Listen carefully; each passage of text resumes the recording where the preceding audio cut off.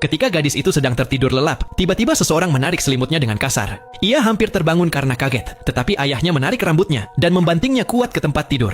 Wajah ayahnya telah berubah, seolah-olah dia bukan lagi ayahnya sendiri. Tatapan matanya tertuju langsung pada tubuh gadis itu. Gadis itu gemetar ketakutan, seluruh tubuhnya membeku karena rasa takut. Beberapa saat kemudian, ayahnya melepaskannya. Ia menyentuh wajah gadis itu, lalu keluar dari kamar. Gadis itu tetap terbaring di sana, diam tak bergerak. Pikirannya benar-benar kosong. Keesokan paginya, ibunya sedang memasak di dapur. Gadis itu duduk di dekatnya, bingung apakah harus menceritakan kejadian semalam kepada ibunya atau tidak. Tiba-tiba ayahnya masuk. Wajahnya tampak tenang. Ia tersenyum seolah tidak terjadi apa-apa. Tapi di kepala gadis itu, wajah menyeramkan ayahnya di malam itu terus terbayang.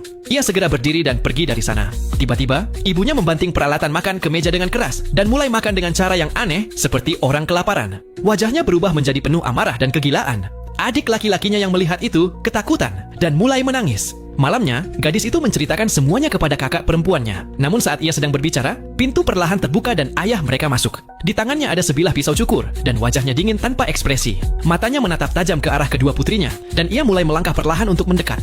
Kakak perempuannya segera mendorongnya, menggenggam tangan adiknya dan berusaha kabur. Tetapi ayah mereka tiba-tiba sudah berdiri di depan mereka. Ia menarik rambut kakak perempuan itu dan melemparkannya ke bawah tangga. Kakaknya pingsan di tempat. Gadis kecil itu merangkak mundur ketakutan, tetapi ayahnya tidak mengejarnya. Ia pergi ke dapur, mengambil palu, lalu kembali.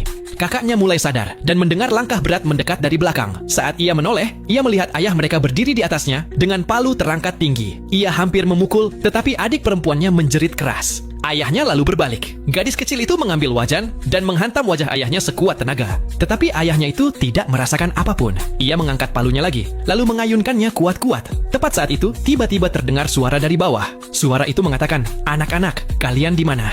Pria itu langsung berhenti. Palu di tangannya terjatuh ke lantai dan ia berjalan menuju kamar. Pada saat yang sama, seorang pria lain naik ke tangga. Wajahnya persis seperti ayah mereka. Dengan ekspresi bingung, ia menatap ke sekeliling, seolah tak tahu apa yang sedang terjadi. Kedua saudari itu semakin ketakutan. Mereka bertanya-tanya, siapa yang sebenarnya ayah mereka? Tiba-tiba, adik laki-laki mereka keluar dari kamar. Kakak beradik itu mencoba menyuruhnya kembali masuk. Tetapi mendadak seseorang mengangkat palu. Itu adalah ibu mereka. Matanya kosong, seakan dikuasai oleh sesuatu. Ia mengayunkan palu itu dengan keras ke arah suaminya, lalu berbalik ke arah putrinya dan bersiap memukul lagi. Pada detik terakhir, ayah itu melindungi anak perempuannya. Sang ibu tersenyum aneh, lalu berjalan kembali ke kamar. Pecahan kaca menancap di kakinya, tetapi ia tidak tampak merasakan sakit sama sekali. Tepat saat itu, ibu yang sebenarnya datang dan melihat kejadian itu.